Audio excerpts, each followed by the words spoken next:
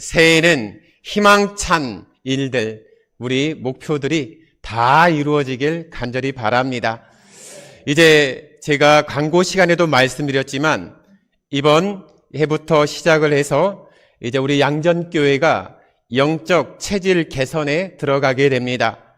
그래서 여러분들에게 계속 강조할 것이 있을 것입니다. 말씀의 자리, 기도의 자리, 예배의 자리입니다. 이 부분에서 여러분들에게 계속 강조할 것이고, 또한 재직들에게는 조금 더 큰 부담을 지어 드리도록 하겠습니다.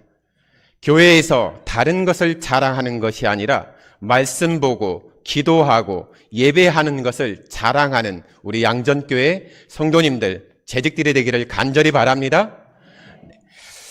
오늘 이 아침에 말씀 곁으로 이제 한 사람의 이야기를 초대하고 싶습니다. 그분의 성함은 우리나라 분은 아닙니다. 독일 분이십니다.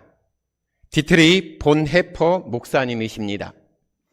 제2차 세계대전이 막바지로 치닫던 1944년 12월 독일 신학자이자 목사인 디트리 본헤퍼 목사님은 베를린에 있는 테켈 형무소에 갇혀 있었습니다.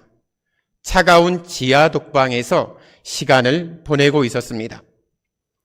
히틀러를 암살하기 위한 그런 저항을 하다가 체포된 이 본헤퍼 목사님은요, 자기 자신에게 죽음은 피할 수 없는 현실로 다가오고 있다는 것을 알고 있었습니다. 밖에서는 끊임없이 연합군의 폭격이 이루어지고 있습니다. 그리고 형무소 안에서는 끊임없이 처형의 공포가 이 본헤퍼 목사님을 짓눌렀습니다. 그러나 그는 이러한 절망적인 어둠 속에서 마지막 성탄절이죠. 그리고 새해를 앞두고 약혼한 자기 약혼녀와 또한 사랑하는 가족들에게 보낼 편지를 씁니다. 그리고 그 편지 가운데 시 한 편을 동봉하게 되어집니다.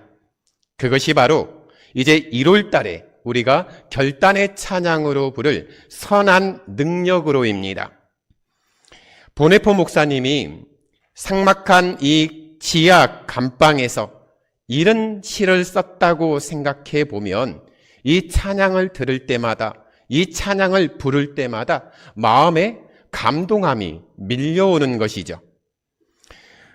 오늘 악보도 함께 나눠 드렸습니다. 한 달 동안 그 악보를 버리지 마시고 성경책에 꽂아 놓으셨다가 예배 때마다 함께 보고 부르시고 또 집에서도 부르시면 큰 은혜가 되리라 믿습니다.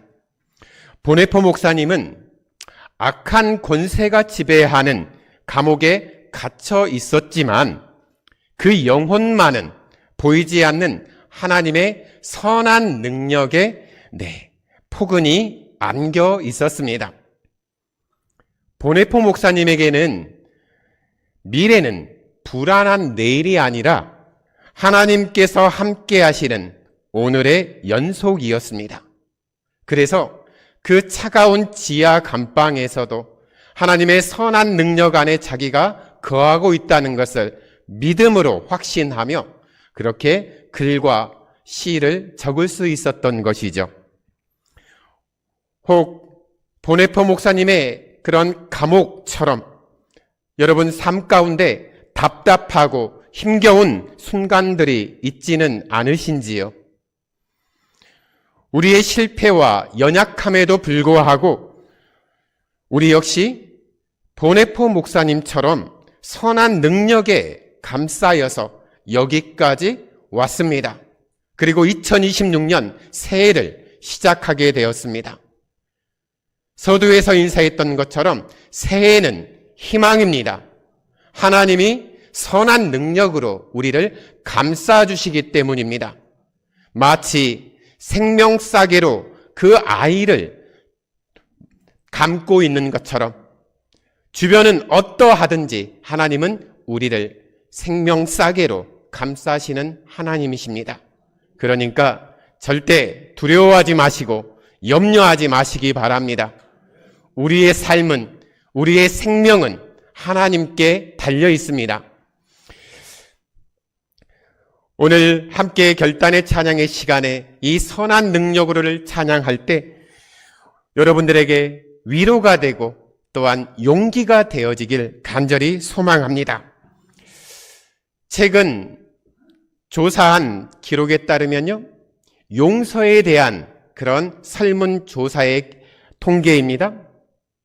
그 가운데 기독교인 중 63%가 기도를 통해서 용서하는 마음을 갖게 되었다라고 응답했습니다. 그러나 그 가운데 77%는 상황에 따라서 용서할 수 없는 일도 있다, 이렇게 응답했습니다. 이 통계가 우리에게 말하고 있는 것은 무엇입니까? 용서가 단순한 감정이 아니라는 것이죠. 깊은 신앙과 그 신앙에 의한 결단이 필요하다는 것을 우리에게 보여주는 수치입니다. 우리는 참 많은 인간관계를 맺고 살아갑니다. 인간관계를 유리그릇과 비유할 수 있겠습니다. 여러분, 유리그릇이 어떤가요? 혹시라도 설거지하다가 잠깐 미끄덩하면 어떻게 되죠? 바닥에 떨어졌는데 멀쩡하면 휴, 다행이다 싶지만 떨어져서 와장창 깨지는 경우도 있잖아요. 바로 인간관계가 이런 유리그릇과 같다라는 말씀입니다. 누가 조금만 실수하잖아요. 잘못하면 그 관계가 순식간에 깨져버립니다. 한 몸이라고 부르는 부부 사이도 금이 가고 깨어지는 것은요, 그야말로 한순간이거든요. 정을 쌓고 지키는 데는 수십 년이 걸립니다. 하지만 그것을 무너뜨리는 데는 채 1분도 족하다, 이런 말이 있을 정도입니다. 관계가 틀어지고 관계가 깨지는 것은 1분도 걸리지 않습니다. 그만큼 우리의 인간관계는 유리그릇과 같습니다. 교회 내부를 들여다보면 너도 나도 입으로는 화해를 이야기합니다. 평화를 이야기합니다. 용서를 이야기합니다. 하지만 실제로는 어떻습니까? 갈등이 난무합니다. 또한 분쟁이 난무합니다. 서로 너 탓이라고 이야기합니다. 모든 것이 너 탓이고 모든 것이 상황 탓입니다. 자기 잘못은 없습니다. 그렇기 때문에 끊임없이 공동체 안에서 그런 불협화음들이 생겨나게 되는 것이죠. 이런 현실은 믿는 우리로 하여금 하나의 자리로 인도합니다. 하나님은 그런 시간들을 통해서 우리에게 초대하는 자리가 있습니다. 그 자리가 어딘지 아십니까? 회개의 자리입니다. 회개라는 것은요, 내가 잘했다라고 생각하는 사람은 절대 회개 못합니다. 내가 죄인입니다. 내가 죽을 죄인입니다. 제가 잘못이 많습니다. 이걸 인정하는 사람이 회개의 자리로 올 수 있습니다. 우리가 2026년에 이제 항존 직분자들을 중점으로 해서 모든 성도들에게 말씀 읽기에 대한 강조와 함께 그것을 시각화해서 벽마다 부착해 놓을 겁니다. 그 성경의 첫 번째 책이 무엇입니까? 조용하네요. 네, 창세기입니다. 창세기의 마지막은요, 요셉의 이야기입니다. 혹시라도 요셉의 이야기를 모르시는 분들은 오늘부터 창세기부터 읽어가시면 됩니다. 요셉의 이야기를 형들을 용서한 이야기라고도 우리는 말할 수 있겠습니다. 성경을 통해서 확인되어지는 요셉은요, 참으로 힘든 인생을 살았습니다. 요셉은 형제들에게 배신당했습니다. 심지어 노예로 팔려갔습니다. 하지만 요셉은 노예로 살아가는 그 긴 시간 동안 하나님의 섭리를 깨달았습니다. 노예에서 애굽의 총리가 되어지는 그 순간까지 하나님이 어떻게 인도하셨고 은혜를 주셨는지를 분명하게 깨달았습니다. 그래서 곡식을 구하러 온 자기를 상인들에게 판 형들을 마주했을 때 용서를 할 수 있었던 것입니다. 하나님의 섭리를 깨달았기 때문에. 아버지 야곱이 죽은 후에 요셉의 형들은 이제 큰 두려움에 사로잡혔습니다. 아버지 야곱이 살아있을 때는 요셉이 아버지 때문에 자기들의 잘못을 눈감아 주었겠지만 이제 아버지 야곱이 이제 죽었으니까 이 요셉이 우리에게 해를 끼칠 수도 있겠다. 그 두려움이 몰려온 것이죠. 행여라도 요셉이 그들이 행한 악을 갚지 않을까 두려움으로 떨며 요셉을 찾아오게 됩니다. 그래서 요셉을 찾아간 형들이 요셉의 발 앞에 엎드립니다.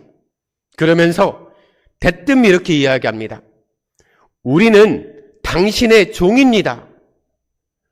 우리의 죄와 허물을 용서해 주십시오. 이렇게 애절복걸하듯이 그렇게 이야기하고 있습니다.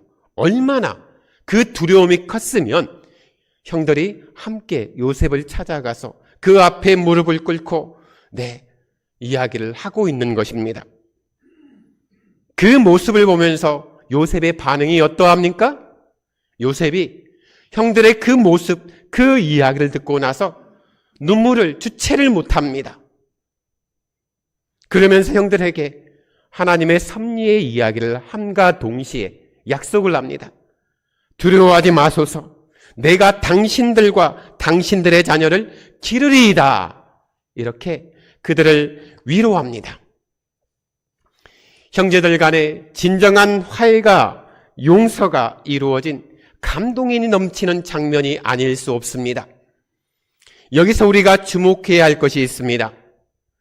형들이 요셉의 발 앞에 엎드려서 우리가 죄인이라고 자백했다는 것입니다. 뻣뻣하게 서 있는 게 아니라 용서를 구하지 않고 그냥 넘어가는 것이 아니라 요셉을 찾아가서 요셉 앞에 엎드렸다는 겁니다. 내가 잘못했다. 내가 죄인이다. 사죄했다는 것입니다. 이는 용서와 화해의 전제가요, 바로 자백이라는 것을 함께 이야기해 주고 있습니다. 내가 잘못했다고 이야기하는 겁니다. 내가 그 부분에서 나의 이 마음을 회개함으로 이야기를 하는 것이죠. 이사야 55장 7절을 보면 이사야 선지자는 이렇게 말씀합니다. 악인은 그의 길을, 불의한 자는 그의 생각을 버리고 우리 하나님께로 돌아오라. 그리하면 그가 긍휼히 여기시리라. 자세히 말씀을 보게 되면요, 버리라, 돌아오라, 긍휼히 여기시리라, 또한 용서하시리라. 이 표현들이 이어지고 있습니다. 이것이 그냥 펼쳐진 이야기가 아니라 논리에 따라서 전개되고 있다는 것을 우리에게 보여주는 부분이죠. 여기서도 분명히 하나님 앞에 나올 때 자신의 잘못을 인정하고 자기가 행하던 악을 버리는 게 먼저였습니다. 그리고 나서 하나님께 돌아오는 사람에게 하나님께서 긍휼과 용서를 베푸시겠다라고 약속하고 있습니다. 내가 하나님 앞에 내 잘못을 인정하고 또한 내가 행하던 악한 일들을 멈추고 버리는 게 먼저라는 것이죠. 아무런 변화 없이, 아무런 회개 없이 그냥 하나님 앞에 나아가면 어떠한 은혜를 받지 못합니다. 물론 진정한 화해가 이루어지려면 잘못한 쪽이 먼저 와서 죄를 자복하고 용서를 빌어야 합니다. 그러나 잘못한 사람이 스스로 자기의 잘못을 인정하고 먼저 고백하는 경우가 많습니까? 적습니까? 희귀합니다. 많은 사람들은요, 자기 논리에 따라서 자기는 다 맞습니다. 상대방은 다 틀렸습니다. 저 사람 때문에 내가 상처받았고 저 사람 때문에 내가 힘든 겁니다. 그렇기 때문에 그 사람은요, 절대로 상대방에 가서 내가 먼저 잘못했다고 손을 내밀 용기도 없습니다. 그럴 마음조차 존재하지 않습니다. 우리가 매일같이 접하는 뉴스만 봐도 그렇습니다. 큰 사건이 일어나잖아요. 그러면 누구 한 사람, 내가 잘못했습니다, 제 탓입니다, 이렇게 이야기하는 사람은 찾아보기 어렵습니다. 사회가 이래서 그렇습니다. 이건 조직의 문제입니다. 또 이것은 저 사람이 어떤 그런 상황에 있었기 때문에 그런 겁니다. 자기는 쏙 빼버립니다. 모든 게 남 탓, 상황 탓, 다 다른 곳으로 돌리는 게 사람들의 모습 아닙니까? 그래서 전적으로 내 책임이다, 내 잘못이다 말하는 사람을 만나는 것은 너무나 어렵습니다. 그래서 누구 말이 맞는지 법적인 논리와 증거를 제시하면서 모두가 법정에서 이 법싸움을 하잖아요. 그런데 문제는요, 재판을 통해서 그게 시비가 가려진다고 해서 관계가 회복이 됩니까? 법이라는 것은요, 그냥 최소한의 조치일 뿐이거든요. 내가 승소를 하든 내가 패소를 하든 우리 관계는 이미 깨진 거예요. 재판에 들어간 순간 그 관계는 깨진 겁니다. 재판의 결과가 어떻게 나왔든 그 관계가 다시 하나 될 일은 거의 없습니다. 그래서 깨어진 모든 관계를 진정으로 해결할 방법이 필요하거든요. 하나님은 그 방법을 우리에게 말씀하십니다. 용서라고요. 다른 사람을 내가 온 마음으로 진정으로 용서할 때 비로소 깨어진 관계를 회복할 수 있습니다. 용서했으면 용서한 것으로 머물러 있어야 합니까? 내가 용서했으니까 그냥 이제 됐다, 이제 다시는 얼굴 보지 말자, 그렇게 하면 그게 용서입니까? 용서하고 회복이 있으면 그 다음에 무엇이 이루어집니까? 어떤 사건을 계기로 깨어진 관계가 회복이 되어지잖아요. 그러면 뒤따라오는 행동이 있습니다. 우리 밥 먹자, 우리 차 마시자, 우리 만나서 이야기하자, 교제가 이어집니다. 더 자주 만나서 위로하고 더 가까이 아름다운 교제를 나누어가는 것이죠. 그렇게 이야기를 하면서 내가 그때는 말이야, 너의 이 말 때문에 내가 얼마나 속상했는지 몰라.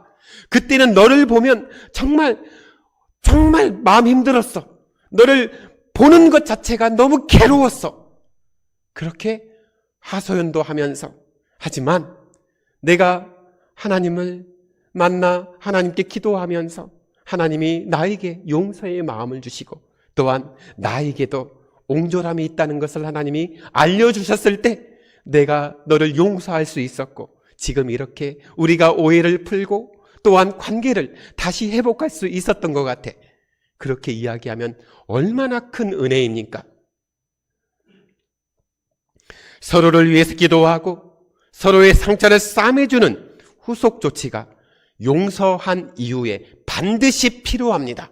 말로만 내가 용서했어, 이제는 내 앞에 나타나지 마, 그건 용서가 아니에요. 절대 용서는 그렇게 끝나지 않아요. 용서했다는 것은요, 마음으로 품었다는 거거든요. 현대 사회는요, 사랑의 가치보다는 정의와 공정의 가치를 더 중요시하고 있습니다. 그런 점에서 우리가 믿는 기독교, 이 성경에서 말하는 용서는요, 어떻게 보면 가해자 입장에서는 굉장히 유리합니다. 내가 아무리 나쁜 짓 해도 저 사람이 날 용서할 거니까. 반대로 피해자에게는요, 더 큰 아픔을 주는 불리한 개념이죠. 내가 피해받고 내가 상처받았는데 하나님은 나보고 저 사람 용서하래요. 얼마나 불합리합니까?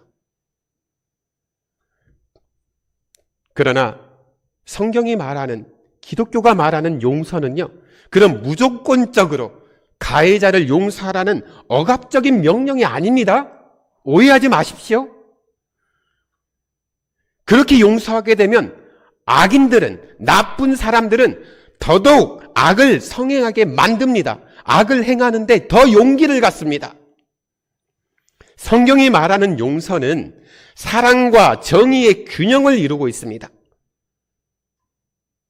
예수 그리스도의 십자가가 그 토대가 되고 있습니다. 정의가 없는 사랑은 어떻습니까? 무질서하게 만듭니다. 죄를 묵인하고 방조하는 결과를 초래합니다. 반면에 사랑이 없는 정의는 어떠합니까? 내가 하나님의 자리에 앉습니다. 내가 심판자의 입장에서 저 사람을 정죄하고 판단합니다. 왜곡되어 버린 것이죠. 사랑과 정의가 균형이 유지되어야 할 이유가 바로 여기에 있습니다. 십자가는 하나님께서 우리를 얼마나 사랑하시는지를 보여주는 아주 명확한 상징입니다. 우리를 향한 하나님의 사랑은요, 용서함으로 표현되었습니다. 하나님의 용서는 십자가 사건에서 이루어졌습니다. 비록 우리가 죄인임에도 불구하고 하나님 아버지는요, 죄인인 우리를 여전히 사랑하십니다. 우리를 구원하시기 위해 독생자 예수님을 십자가에서 죽게 내버려두는 이 십자가의 놀라운 방법을 마련해 주었습니다. 우리로 따지면 놀라운 은혜가 될 수 있지만 하나님 아버지 입장에서는 처절한 아픔 아닙니까? 처절한 슬픔 아닙니까? 아들을 죽여야 하는 아버지의 마음이 좋을 리 있겠습니까? 하지만 내 아들을 죽여서 너희의 죄가 회개하고 용서함 받을 수 있다면 이걸 기꺼이 감당하겠다는 거거든요. 그게 십자가의 사랑, 십자가의 용서입니다. 예수님은 우리에게 내가 너희를 사랑한 것 같이 너희도 서로 사랑하라 이렇게 말씀하셨습니다.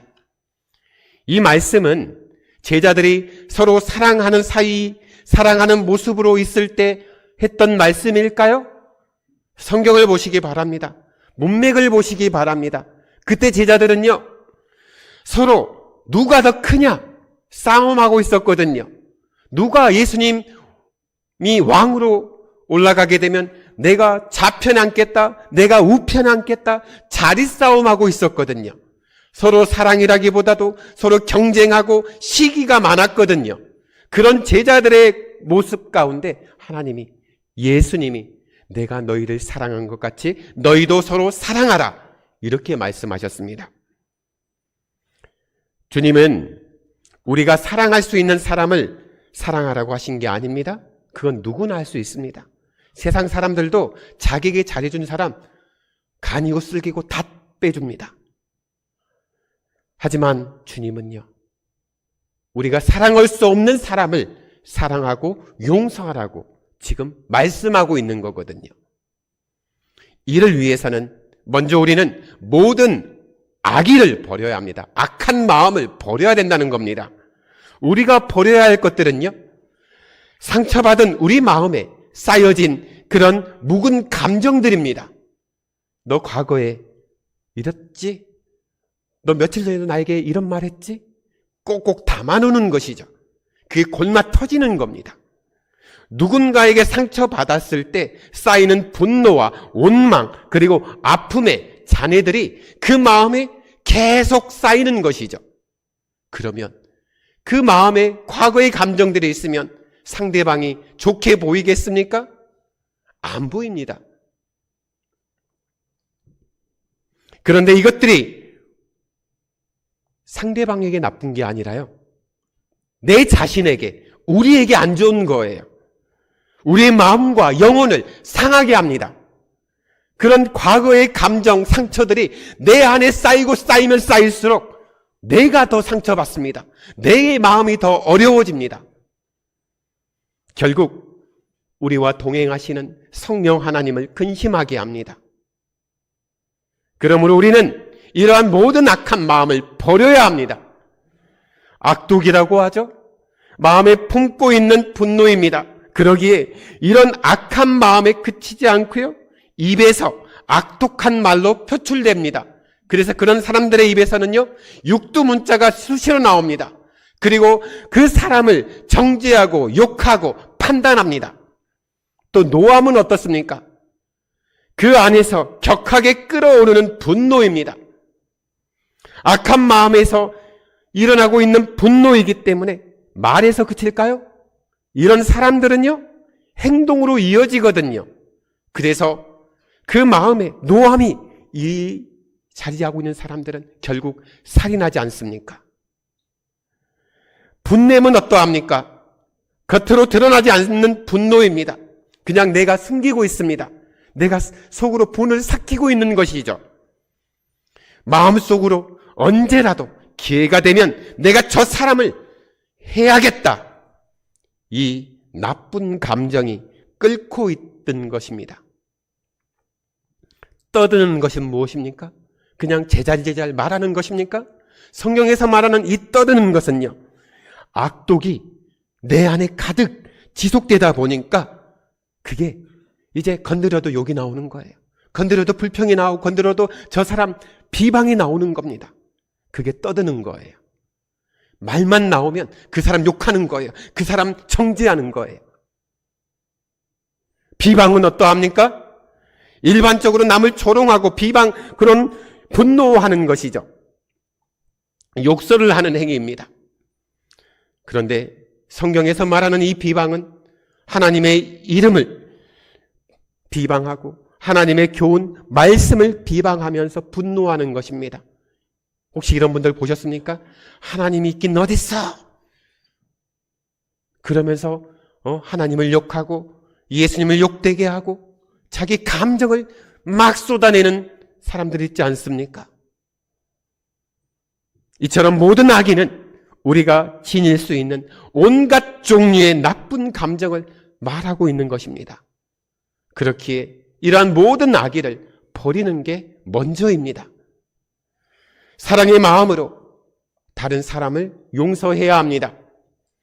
예수님이 우리에게 말씀하셨잖아요. 그리고 예수님이 친히 우리에게 본을 보여주셨지 않습니까? 예수님이 십자가에서 죽임당할 때 많은 사람들이 당연하게 생각했습니다. 십자가에 못 박아라. 네가 하나님의 아들이면 내려와봐라.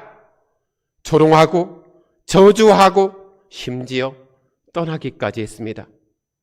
그럼에도 예수님은요, 거기에 대응하지 않으셨거든요.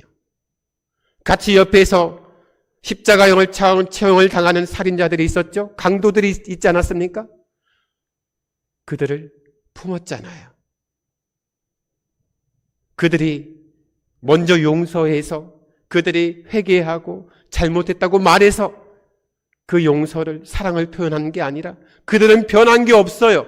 하지만 예수님이 먼저 용서하셨어요. 그리고 하나님의 용서함을 받은 사람들이 변화되어서 그 사랑으로 말미암아서 다른 사람을 용서하는 자리로 나아가게 된 것입니다. 저와 여러분이 그렇습니다. 용서는 단순한 감정의 반응이 아닙니다. 우리가 신앙과 삶 속에서 깊이 자리 잡아야 할 행동의 지침이기도 합니다. 용서라는 것이 단순히 과거의 일을 이렇게 덮는 것이 아닙니다. 과거의 상처를 치유하고 미래를 위해서 새로운 길을 여는 중요한 열쇠 같은 겁니다. 제가 이번 금요기도회 때 처절한 마음으로 기도했던 게 있거든요. 더 이상 과거의 일로 우리가 이야기하지 말자고요. 누구 때문에, 무슨 일 때문에 그 과거에 사로잡혀 있지 말자고 얼마나 울부짖으며 기도했는지 모릅니다. 과거에 얽매여 있으면 우리는 앞으로 나아갈 수가 없어요. 언제까지 과거의 상처로, 과거의 아픔으로, 과거의 그런 감정에 매여 있어서 하나님이 주신 이 귀한 복들이 내 앞에 있는데 내가 그것을 줍지를 못하는 거예요. 받지를 못하는 거예요. 왜요? 내 발이 족쇄에 묶여 있거든요. 개줄에, 목줄에 묶여 있는 개처럼 앞으로 가고 싶어도 못 가는 거예요. 왜요? 과거의 감정이 나를 붙잡고 있거든요. 누구에게 해가 되는 겁니까? 철저하게 내 자신에게 해가 됩니다. 과거는요, 이제 덮어버리시기 바랍니다. 아니, 용서하시기 바랍니다. 내가 용서할 수 없는 상황이라 할지라도 하나님이 우리 같은 사람을 용서해 주셨잖아요. 먼저 용서하시고 사랑해 주셨잖아요. 그러면 그냥 이해되지 않지만 내 마음은 지금 찢어질듯이 아프지만 그래도 그냥 용서하는 거예요. 그래도 따뜻한 말을 건네는 거예요. 과거 운운하지 않고 그냥 축복해 주는 거예요. 그러면 그 사람이 축복을 받을 자격이 되잖아요. 그러면 축복이 흘러갑니다. 그런데 그 사람이 여전히 축복받을 자격이 안 되어 있어요. 그러면 자기가 한 축복이요, 다시 돌아와서 자기에게 돌아옵니다. 그게 하나님의 법칙이거든요. 축복은 그냥 본전치기가 아니라요, 우리에게 득이라니까요. 오늘 결단의 기도 제목으로 나누었지만 절대 과거의 감정에 휘둘리지 마시기 바랍니다. 얽매이지 마시기 바랍니다. 우리 양전교회가 2026년 하나님이 부어주실 놀라운 은혜를 추구해야 되잖아요. 이미 복 주시기로 약속하셨잖아요. 그러면 이제 받은 복을 누리시면 되잖아요. 예수님이 우리를 조건 없이 사랑하시고 용서하셨듯이 우리도 서로 품고 사랑해야 합니다. 상대방이 나에게 독한 말, 나에게 못된 행동, 그리고 내가 정말 상처 입은 말을 했다 할지라도 그 아픔은요, 금요기도에 나와서 새벽기도 와서 하나님께 부르짖으십시오. 하나님, 누가 이런 말 했는데요, 제 마음에 지금 찢어질듯이 아파요. 하나님 혼내주세요. 그런데 그 기도하다 보면요, 어떤 마음이 든 줄 아세요? 그러면요, 그 순간 나를 용서해 주신 하나님이 보이거든요. 느껴지거든요. 그러면 거기에 감동되어서요, 용서할 수 없는 그 사람을 내가 용서하는 자리로 나아가게 됩니다. 하나님이 일하시는 방법이에요. 그래서 이제 2026년은 제가 조금 독해질 겁니다. 그리고 여러분들이 듣기 싫은 이야기를 아주 자주 할 겁니다. 말씀 보세요. 기도하세요. 예배 드리세요. 주일 성소하세요. 특별히 장로, 권사, 안수 집사님들은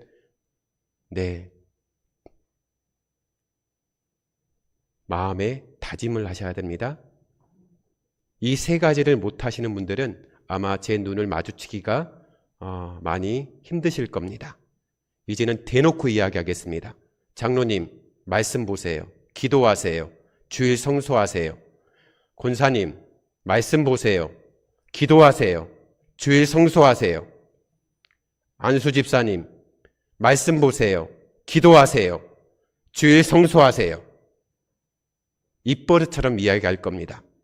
그리고 그런 훈련을 잘 받으시면 분명히 하나님은요, 여러분들의 삶을, 여러분이 기도하는 것들을 다 이루어 주실 것이십니다.